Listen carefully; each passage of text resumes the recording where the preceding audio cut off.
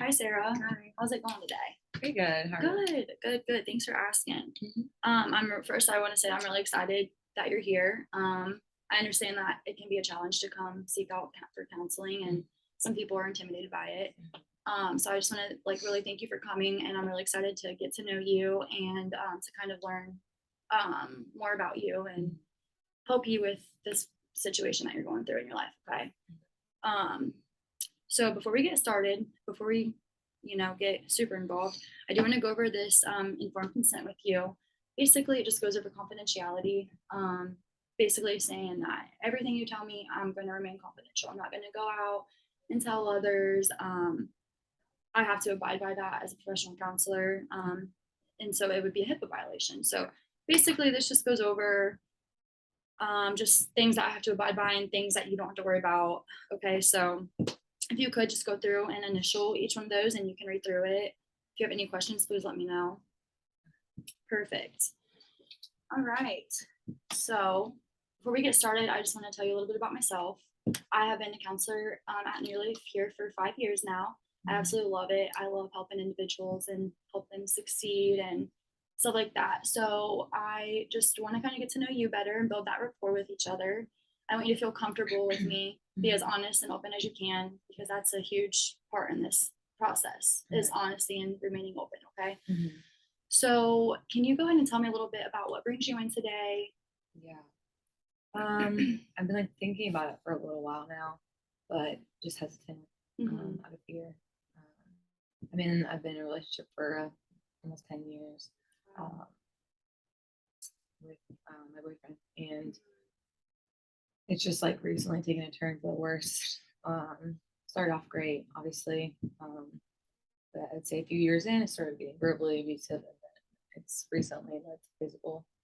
And I'm just unsure, I guess, how to proceed because we have kids together, and I just never want anything to happen to them, or so I don't know. I just feel stuck, I guess. Yeah. Wow, I couldn't imagine. So what I understand is that you've been with this guy for 10 years. You have been scared to reach out for help and kind of advice until it has recently gotten physical. You had kids together, and so that's kind of what's stopping you from leaving, you could say. Yeah. Okay. That's definitely the main reason. I feel I don't know, also, I don't know. It's been 10 years of my life too. Starting over doesn't sound ideal. I know that's stupid because it's gotten now physical, but I don't know. It's just hard with kids, not only because I don't want to possibly lose them in a custody battle, but I also, being a single mom, that's not what I want either. So it's I don't really see a lot of options, I guess. Yeah, well, I don't think it's necessarily stupid that you feel this way. So you are kind of scared that you're gonna maybe lose the kids in a custody battle. So I think what has recently led to the physical abuse? Why all of a sudden is he becoming physical with you?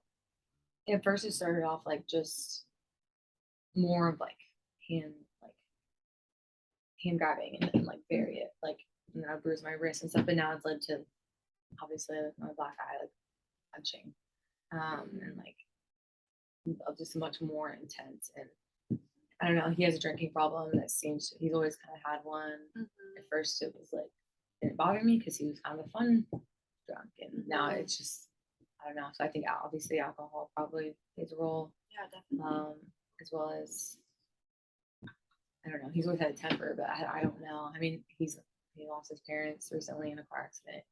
I don't know. So I'm sure he has triggers, but I've never seen this side of him. So I don't know. It's like a stranger. So. Wow. That's rough. I could not imagine. So you basically think that with what's currently going on in his life, his losing his parents and these triggers that are triggering him is making him be the way he is towards you recently. That's the only possible justification. Not that there's and his drinking. Yeah, I think drinking too. Drinking changes a person. Alcohol runs in both of our families. Mhm. So I try and stay clear of it for the most part, but Mhm. he so whenever he has an issue. So So sorry to hear that. yeah. And so when he gets physical with you, are your kids around, or does he do it when they're around, or does he pretty much just do it when they're in bed, or? But yeah, no, he's been like great around them. So that's why I think the custody portion I'm scared of is they're not really seeing the side of him. It's really just me. Mhm. So I don't know. It's like he's thinking it through, like he knows what he's doing. I don't know. It seems as if he's kind of hiding it Yeah, like from the kids. And, other yeah. Yeah. Mm-hmm. Wow. So I don't know. I'm just I'm not sure how to proceed, and it's really affecting my daily life. Mhm.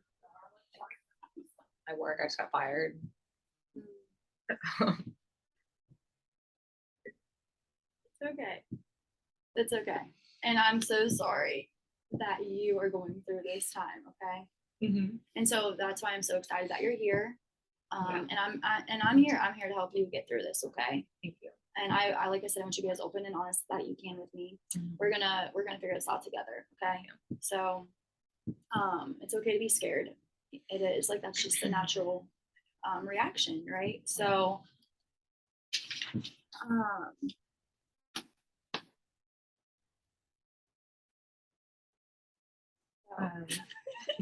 but anyway, sorry, I know it's kind of random firing. That was, I guess, just a side issue I'm having as well, and like I don't know if I'd be able to financially support the kids on my own as well. It's a whole other like thing on top of it. Yeah. So I guess I'm not. I just like don't know whether to involve like the police or what. Like, what do you think I should do next time it happens? Yeah. Well, like you said, you just recently lost your job. And so I mean, I don't think that staying with him because of financial reasons is obviously healthy. And like you said, this is like a new behavior of him. So have you tried talking to him when he's sober about, how he's like treating you recently, and what are his like reactions to that?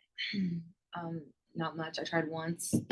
It's like he kind of like goes into denial about it, like kind of downplays it, like it wasn't as big of a deal.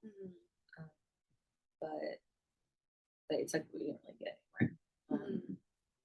And I guess it's happened. I'd say maybe 5 times, and I have just the last time. Like I've kind of let it go. I've been afraid to talk about it, but the 5th time I finally like hinted at it, and just didn't get anywhere really. He's as I said, not playing it. And so I don't know. He's kind of always been that way. Always minimized our fights.